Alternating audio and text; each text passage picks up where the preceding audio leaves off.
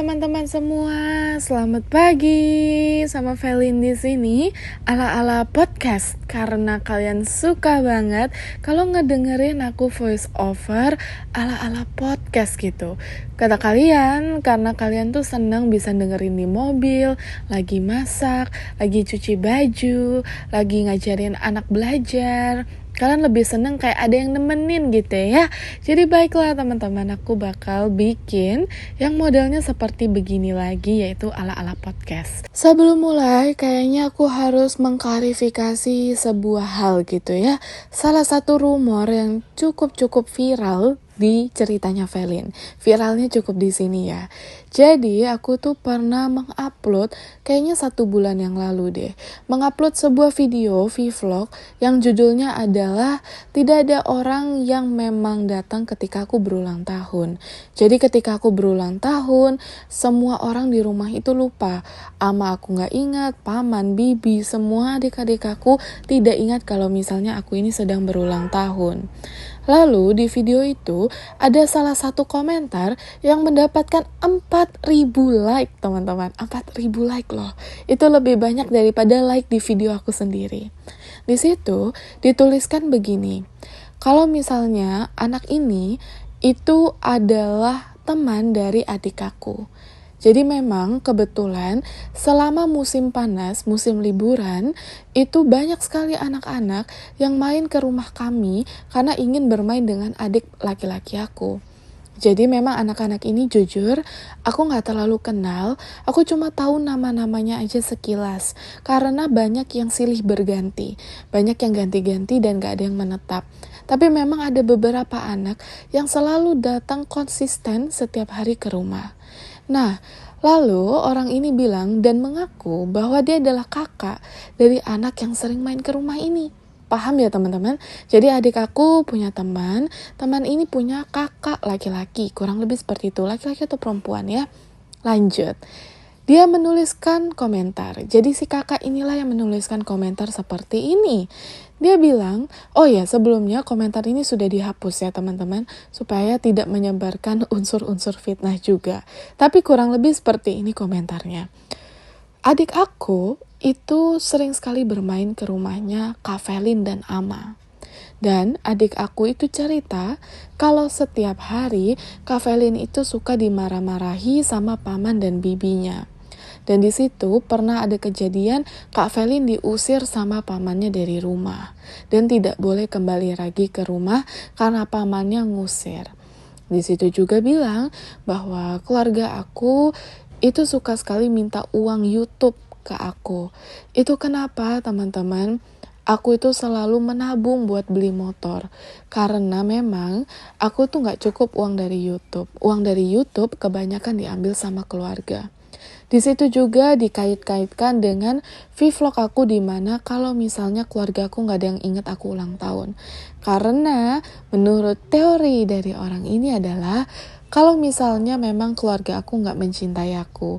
Jadi memang paman, bibi aku tuh sebenarnya gak suka aku ada di rumah. Tapi mereka itu pura-pura di depan kamera supaya ya kalian gak digeruduk netizen gitu lah ya. Pencitraan aja gitu.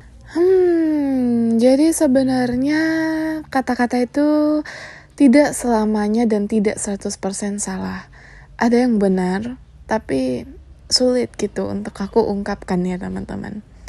Jadi memang ada beberapa yang agak rancau. Seperti kayak dimana AdSense itu semua diberikan untuk ama saya. Jawabannya tidak. Tapi setiap minggu memang aku rutin dan tidak pernah skip ngasih ama uang gitu ya. Jadi memang uang yang aku kasih nominalnya cukup besar sehingga memang mirip-mirip seperti AdSense sebenarnya. Jadi nominal uang yang aku kasih untuk ama itu memang ya mepet-mepet AdSense lah. Uang yang biasanya aku ambil sendiri kalau misalnya ada endorsan, sponsorship, itu biasanya untuk aku. Tapi kalau AdSense memang untuk ama, tapi itu karena kemauan aku sendiri ya teman-teman. Jadi itu bukan karena ama paksa atau karena paman dan bibi aku memaksakan kehendak, bukan. Tapi memang itu karena kemauan aku sendiri. Dan untuk masalah motor, kenapa menabung membeli motor, itu aku harus susah payah jualan kue, jualan roti, keliling kampung. Dan kenapa sih Kak Velin, kan uang AdSense ada gitu ya, karena uang AdSense sebagian besar untuk nenek. Tapi memang karena aku ingin uang AdSense itu untuk membantu nenek, jadi aku nggak masalah lah, karena aku kan masih muda ya teman-teman ya. Maksudnya nenek saya nggak mungkin dong saya suruh jualan kue setiap hari. Tapi kalau aku anak muda, aku bisa nih mencari uang dengan cara yang lebih ekstrim gitu ya, dengan cara jualan kue keliling setiap hari. Nah jadi itu kenapa aku itu nggetu itu bahasa Jawa atau bahasa apa ya, intinya aku tuh rajin dan giat sekali untuk mencari uang untuk membeli motor, karena memang seperti itu apa kadarnya gitu ya teman-teman, karena memang uang pun semua AdSense untuk nenek gitu ya. Dan itu untuk kemauan aku sendiri, dari lubuk hati aku tanpa paksaan siapapun. Nah lanjut, untuk fakta-fakta yang lain tidak bisa disalahkan, karena memang benar gitu. Jadi memang informan yang menulis komentar ini ada benarnya juga teman-teman, gak salah. Tapi aku di sini gak mau membuka aib siapapun, cukup sampai kalian tahu kalau itu tidak salah, pernyataan itu tidaklah salah gitu ya. Jadi memang aku gak mau berusaha membuka aib paman aku, bibi aku, dan aku gak akan menyebutkan paman yang mana, bibi yang mana, karena keluarga aku kan banyak ya teman-teman. Tapi kurang lebih ya seperti itulah. Aku tidak bisa berbohong kepada kalian. Kayak aku voice over ini aku bingung sekali. Kayak aku harus berbohong atau aku jujur. Tapi aku gak bisa berbohong gitu. Jadi aku katakan apa yang ada aja. Karena memang aku selalu dan sering sekali bilang bahwa tinggal di rumah orang itu adalah hal yang paling tidak menyenangkan di dunia. Kalian boleh tinggal di rumah siapa saja. Di rumah nenek sendiri, di rumah orang tua sendiri, di rumah tante, di rumah paman, di rumah ibu mertua apalagi. Pokoknya kalau misalnya tinggal di rumah orang, itu sudah pasti kita harus mengalami banyak perubahan. Tenang buat kalian yang mungkin masih tinggal bersama mertua, paman, adik, sepupu, siapapun. Kalian akan merasakan hal yang sama dan kalian tidak sendirian. Tapi kembali lagi itu adalah konsekuensi yang harus kita bayar karena kita tidak membayar uang sewa rumah gitu ya. Memang sih tidak bisa dibenarkan perlakuan mereka yang seperti itu. Perlakuan mereka yang mungkin kasar, membentak, banyak gibah di belakang. Itu memang tidak bisa dibenarkan. Tapi kita hidup di dunia di mana bahwa keadilan itu kadang bukan prioritas. Kita hidup di dunia di mana kita hidup berdampingan dengan orang-orang, pasti ada yang namanya gesekan. Tapi itu yang bisa aku bilang untuk kalian teman-teman. Banyak sabar, banyak berpikir jernih, jangan gegabah, dan banyak memaafkan. Cukup kayak gitu aja. Karena seperti yang aku bilang di depan, kita itu gak bayar uang sewa teman-teman. Itu yang membuat kita itu diperlakukan seenaknya. Karena meskipun aku tinggal di rumah nenek, dan ciri-cirinya adalah aku gak numpang hidup di rumah nenek, tapi kesannya ketika memang bagi paman dan bibi aku mungkin kesannya itu, numpang hidup di rumah nenek bagi mereka. Karena aku tuh cucu luar gitu loh teman-teman. Dalam artian aku kecil tidak di desa. Dan mungkin mereka berpikir kayak, tiba-tiba kenapa nih anak pindah ke desa? Hanya untuk mengonten ya gitu. Padahal sebelum ngonten aku sudah 1 tahun ada di sini tanpa ngonten. Aku tuh memang ngonten karena memang aku hobi ngonten teman-teman. Kalau kalian ngikutin ceritanya Velin, sebelum aku di desa itu banyak konten yang memang aku upload rutin setiap seminggu 3 kali. Memang untuk diriku dan untuk kalian, ceritanya Velin yang lama, yang subscriber OG banget. Jadi bukan berarti aku tiba-tiba datang ke sini dan ngonten gitu ya. Dan kalau kalian konten-konten pertama aku itu kebanyakan memang kesehariannya Velin, bukan keseharian di keluarga ini gitu. Itu yang membuat juga kenapa aku tidak terlalu dekat dengan saudara-saudara aku di rumah. Karena teman-teman, semakin dekat kalian dengan saudara kalian di rumah, akan semakin banyak celah yang mereka lihat. Ini memang kedengarannya akan tabu ya. Masa sih Kak Velin gak boleh dekat sama keluarga sendiri? Tapi dekat dengan keluarga itu ada plus minusnya. Ketika kalian menjadi tempat untuk curhat dan tempat orang lain menggibah di kalian, maka kalian juga akan menjadi bahan gibahan. Paham ya teman-teman? Jadi ketika kalian itu menjadi tempat gibahan, maka kalian juga akan diperlakukan sama. Kalian akan menjadi bahan gibahan. Sehingga solusinya gimana Kak Velin? Kalian boleh dekat dengan keluarga, boleh sangat-sangat dekat dengan keluarga. Tapi ingat, tidak ada di dunia ini yang boleh kalian percaya kecuali Tuhan atau Allah. Kalian tidak boleh percaya siapapun, orang, mau sedekat apapun itu. Bahkan orang tua pun akan berasa asing ketika memang ada kesalahan yang kita buat.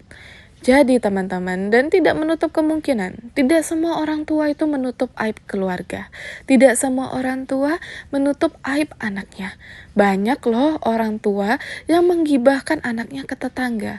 Itu kenapa kalau kalian lihat, kalian jalan sore-sore, tetangga itu tiba-tiba nanyain pertanyaan random seputar rumah, yang sebenarnya hanya orang rumah yang tahu. Tapi kok tetangga bisa tahu ya? Karena memang ada yang cerita, gitu ya. Jadi aku bilang di sini jangan percaya siapapun. Mau sedekat apapun kalian, jangan utarakan cerita, apalagi mengutarakan rahasia pribadi. Cukup kamu dan Tuhan yang tahu apa ada dalam isi hati kamu. Ketika orang ada yang menggibah, jangan banyak komentar. Diam aja teman-teman. Anggap saja informasi. Begitu juga dengan pribadi kita. Kalau ada yang gibah, jangan dilanjutkan gibahan aib itu untuk orang lain. Simpan untuk diri kalian sendiri. Niscaya teman-teman, ketika nanti ada yang menggibah nama kalian, tidak akan terasa begitu berat. Gibahan tidak bisa ya, tidak bisa yang namanya kita hindari gitu. Ibu-ibu kalau berkumpul, aduh, pasti ngegibahin orang yang gak datang di perkumpulan itu. Tapi yang mau aku bilang adalah, jangan banyak komentar. Cukup diam aja, cukup resapi, cukup kalian tahu untuk diri kalian sendiri, dan jangan disebarkan aib itu untuk orang lain. Itu kenapa aku bilang jangan terlalu dekat dengan saudara sekalipun. Teman saudara aja bisa menusuk, apalagi keluarga sendiri. Jangan sampai ada bilang bahwa kata-kata keluarga itu membuat kalian bisa percaya orang.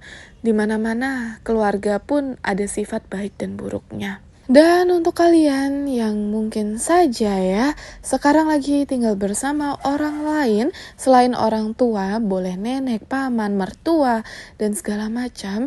Dan mungkin kalian berpikir bahwa orang ini lumayan toksik, dimana sering ngegibahin kalian, atau banyak sifat-sifat yang tidak bisa kalian toleransi. Cukup bersabar. Cukup kalian sabar dan harus memaafkan tanpa mereka meminta maaf. Karena hidup dengan orang lain pasti ada gesekan. Tidak hanya kalian, aku pun hidup dengan keluarga sendiri, banyak sekali gesekan yang aku terima. Jadi teman-teman, jangan kalian banyak marah-marah di rumah orang, karena suasananya akan rancuh dan akan ribut.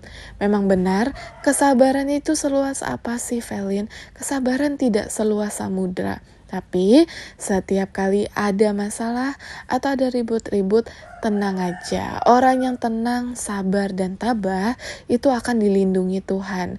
Hatinya dikuatkan. Jadi jangan khawatir. Seperti kata Tuhan Yesus biasanya ya, ini mohon maaf kalau misalnya agamanya nggak sama, tapi kalau di agama aku, teman-teman, kalau kata Tuhan Yesus, biarkan saja, karena mereka tidak tahu apa yang mereka perbuat. Karena biasanya orang berbuat dosa itu diselimuti banyak hal, kemarahan, kebencian, emosi, tangisan, kesedihan, keperihan. Jadi kita tidak tahu apa yang mereka perbuat. Jadi diam saja, tidak masalah. Manusia tempatnya berbuat dosa. Jadi ya udah gitu ya teman-teman. Banyak sabar ya kalau kita memang masih tinggal di rumah orang.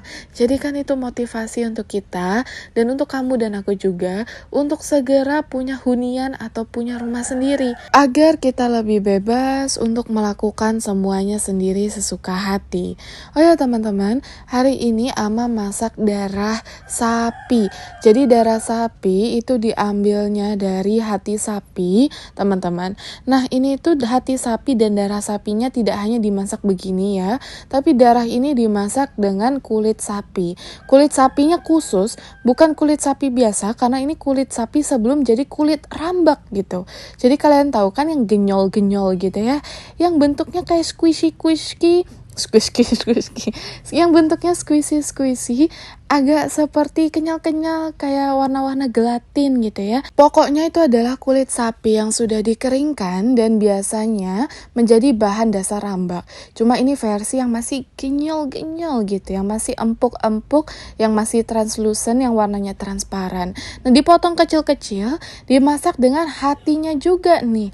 Jadi nenek saya juga masak hati sapi yang sudah dimasak gitu ya, dicampurkan juga dan juga ditambahkan darahnya. Masakan ini masakan yang memang hanya orang-orang tertentu saja yang suka. Kalau kalian tanya aku, Velin gak suka makan yang aneh-aneh. Tapi jujur ya teman-teman, ketika kalian makan masakan ini sebenarnya tidak seperti kalian sedang makan darah yang amis atau lagi makan kayak jeroan gitu. Ya makan kayak biasa, jeroan biasa sebenarnya teman-teman, tapi gak amis. Tidak seamis kalian makan jeroan sapi pada umumnya atau jeroan ayam. Mungkin karena bumbu yang kita pakai itu memang bumbu-bumbu seger ya. Jadi pakai serai yang banyak, pakai daun jeruk yang banyak, pakai daun salam, pakai bawang merah yang banyak. Jadi kayak bumbu-bumbu bahasa genep kali ya. Bahasa genepnya Bali. Tapi hasilnya kurang lebih seperti ini. Dan masakan ini wajib dimasak sampai dia tidak merah-merah seperti darah ya teman-teman. Karena nggak boleh tuh kalau misalnya masih warnanya merah-merah. Warnanya sudah harus kecoklatan kayak masak rendang ya. Nah itu kenapa yang membuat sebenarnya masakan ini kalau orang nggak tahu asal makan, pasti orang bilang aduh enak banget ini, gurih, enak, genyol lagi. Apalagi dari sapinya itu, kulit sapinya kan enak ya, kenyal-kenyal gitu ya. Tapi kalau kalian tahu itu darah sapi atau darah ayam, atau mungkin masakan ini juga boleh pakai darah babi ya. Tapi jujur kalau pakai darah babi aku nggak tahu metodenya seperti apa, tapi boleh pakai darah babi karena tetangga kami pernah bikin pakai darah babi dan juga aku nggak pernah makan. Di situ kita diundang makan ke rumahnya, aku nggak nyentuh sama sekali itu darah babi ya teman-teman. Tapi memang boleh pakai darah apa saja, tapi yang terpenting bumbunya ini harus berani supaya rasanya tidak amis ya. Untuk darahnya sendiri tidak perlu dicuci. Darahnya tetap seperti itu aja, malah tambahkan sekalian sama liver-livernya. Hati-hatinya juga harus dipakai. Kalau gitu teman-teman, kalian makan nggak? Atau jangan-jangan kalian pernah nih makan darah ayam, daging sapi, atau bahkan darah babi kalian pernah makan. Komentar di bawah ya, kalian pernah makan darah atau tidak. Kalau buat Velin tidak mau makan darah karena menurut aku agak-agak geli gitu ya teman-teman. Tapi mohon maaf kalau kalian suka makan. Ini bukan tidak respectkan makanan ini, tapi untuk aku sendiri aku kurang suka gitu. Dan teman-teman di sini aku mau ngingetin lagi, mungkin kalian adalah penonton baru di sini dan juga belum lama kenal Velin gitu ya. Karena banyak sekali juga berita-berita yang aku dengar bahwa aku tuh pernah mengupload sebuah video di mana aku tuh masak di rumah ibu pendeta, bukan rumah ama, dan di sana memang menunya semua babi-babian. Jadi ada babi kecap, babi panggang, ada segala jenis perbabi-babian ada di sana. Tapi juga di sana itu banyak yang bilang bahwa itu adalah rumah saya. Itu bukan rumah aku ya teman-teman. Di rumah aku ini adik-adik aku tuh ada 2 yang muslim, benar-benar muslim dan taat agama. Jadi di sini kita tidak masak babi. Ditambah lagi Jamal itu muslim teman-teman, dan keluarganya Jamal sering sekali makan di rumah. Jadi kita juga tidak bisa ya teman-teman kalau mau masak babi seenak-enak jidat ditambah sama jualan say. Jadi kita nggak pernah makan babi di rumah, kecuali ya kalau memang kita makan di rumah tetangga. Biasanya itu yang kami lakukan. Biasanya kalau kami diundang makan babi, itu kita nggak pernah sampai bawa pulang. Bawa pulang pun pasti kita mintanya makanan yang halal, seperti ayam, sapi, mie goreng. Kita nggak pernah mau bawa pulang babi karena takut terkontaminasi dengan alat makan yang kita punya. Ditambah lagi seperti yang aku bilang, keluarga ama itu banyak yang muslim dan makan di rumah. Jadi tidak boleh kita itu makan daging babi. Itu kenapa setiap kali aku pergi ke kota, waduh Velin, selalu pasti makannya daging babi. Karena makanan yang tidak pernah aku makan di rumahnya ama. Ini klarifikasi aja ya teman-teman. Takutnya buat kalian yang baru dan gak kenal kami, takutnya kalian berpikir bahwa semua peralatan makan dan masak di rumah kami ini dicampur. Kita gak pernah ya teman-teman masak daging babi di rumah. Yaudah itu aja teman-teman, sekian dari video hari ini. Semoga menjawab beberapa pertanyaan kalian, karena jujur aku gak bisa bales komentar kalian satu persatu. Jadi aku tuh ngumpulin mana nih komentar yang paling banyak kalian tanyakan. Terima kasih buat teman-teman yang udah nonton. Terima kasih juga yang sudah mensupport aku. Terima kasih juga untuk menjadi orang yang baik. Kalau orang gak pernah ngomong kalian itu, aku pengen ngomong terima kasih sudah menjadi orang yang baik. Dan terima kasih sudah tidak skip iklan kalau nonton video aku ya. Jangan lupa teman-teman, aku tuh upload setiap Senin, Rabu, dan Jumat untuk video panjang. Dan Senin sampai kiamat, Senin sampai Senin gitu ya, untuk video pendek vlog. Jadi setiap minggu kalian dapat 10 konten. Ya udah teman-teman, terima kasih banyak yang udah nonton. Dan jangan lupa, dan aku selalu bilang jangan lupa untuk mampir lagi, karena anggap saja rumah sendiri. Kenapa aku selalu bilang anggap saja rumah sendiri teman-teman? Karena gak enak rasanya tinggal di rumah orang tapi serasa asing. Jadi aku selalu bilang anggap saja rumah sendiri, anggap aja aku kakak kalian, anak, cucu, atau siapapun kalian bebas. Oke? Ya udah teman-teman, terima kasih banyak yang sudah nonton dan bye bye. Ketemu lagi nanti.